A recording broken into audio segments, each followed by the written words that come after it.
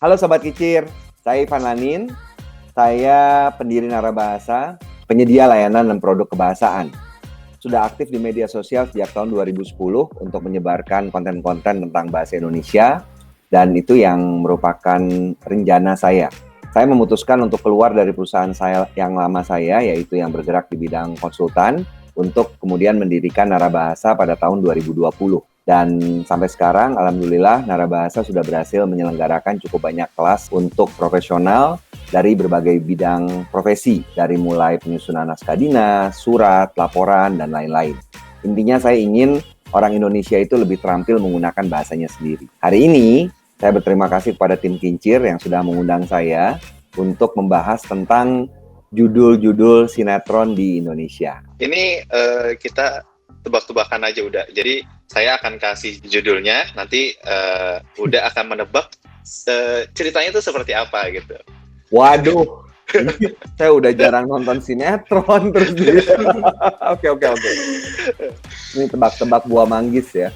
Iya sih, benar sekali. Judul yang pertama, jodoh cewek sapi kena cancel. Aduh, jodoh. Susah banget loh. Jodoh cewek sapi kena cancel. Oke, dugaan saya gini.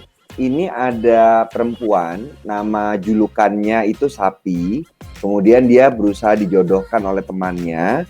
Jodohnya itu batal, atau paling tidak itu bolak-balik putus nyambung.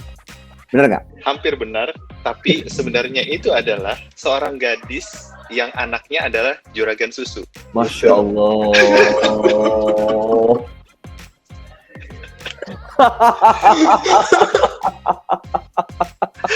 Sisanya benar. Oke, jadi ini yang terjadi adalah sebenarnya itu melekatkan ciri atau latar belakang seseorang menjadi julukan. Kan kadang-kadang suka gitu kan. Dulu ada pelawak namanya Bolot. Dia dipanggil Bolot itu ya karena dia bolot gitu. Misalnya ada orang disebutnya, teman saya itu disebutnya Tembok. Itu karena dia itu nggak tahu malu, muka tembok. Nah, jadi kurang lebih kayak gitu. Jadi julukan orang diberikan karena latar belakang atau suatu sifat yang mirip dengannya. Tapi jauh sih, cewek sapi itu dengan ya mirip ya, bapaknya itu punya sapi banyak ya.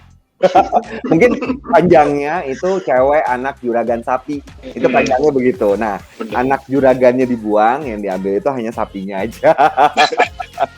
Mungkin gitu kali. Oke, kita masuk yang kedua. Rumah tanggaku bagai etalase dan aku adalah istri yang hanya jadi pajangan. Ini yakin judul bukan kalimat. Panjang banget. Ini kayak orang curhat gitu. Rumah tanggaku hanya etalase, aku hanya istri yang jadi pajangan. Ini sih dari judulnya saya pikir ini beda sekali dengan judul yang pertama. Kalau judul yang pertama tadi kan penuh dengan perumpamaan.